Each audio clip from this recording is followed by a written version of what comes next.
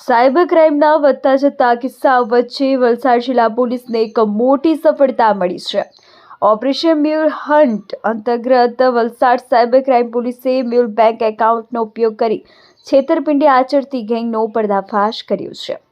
Valsad cyber crime પોલીસની team એક સચોટ ઓપરેશન પાર પાડીને 2 રીઢા આરોપીઓની ધરપકડ કરી છે. આરોપીઓ નિર્દોષ લોકોના બેંક ખાતાનો ઉપયોગ કરીને સાયબર ફ્રોડના નાણાં સગેવગે કરવાનું નેટવર્ક ચલાવતા હતા.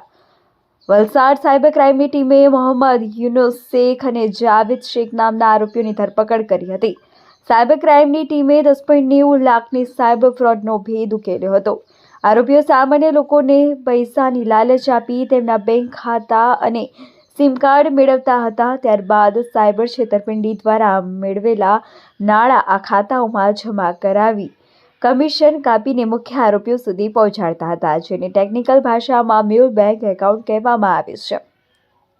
વલસાડ જિલ્લા પોલીસ દ્વારા જાહેર જનતાને અપીલ કરવામાં આવી છે કે લાલચમાં આવીને પોતાનું બેંક ખાતું કે સિમ કાર્ડ કોઈ અજાણી વ્યક્તિને વાપરવા આપશો નહીં. જો તમારા ખાતાનો ગેરકાયદેસર ઉપયોગ થશે તો તેના માટે તમે પણ ગેરકાયદેસર રીતે જવાબદાર ઠરશો. કોઈપણ સાયબર ફ્રોડનો શિકાર બનો તો તુરંત 1930 સાયબર હેલ્પલાઇન અથવા 112 પર સંપર્ક કરવો. વલસાડ પોલીસની આ કાર્યવાહીથી સાયબર ગુનેગારોમાં ફફડાટ વ્યાપી ગયો છે. પોલીસ હવે આ કેસના મૂળ સુધી પહોંચવા માટે વધુ તપાસ કરી રહી છે.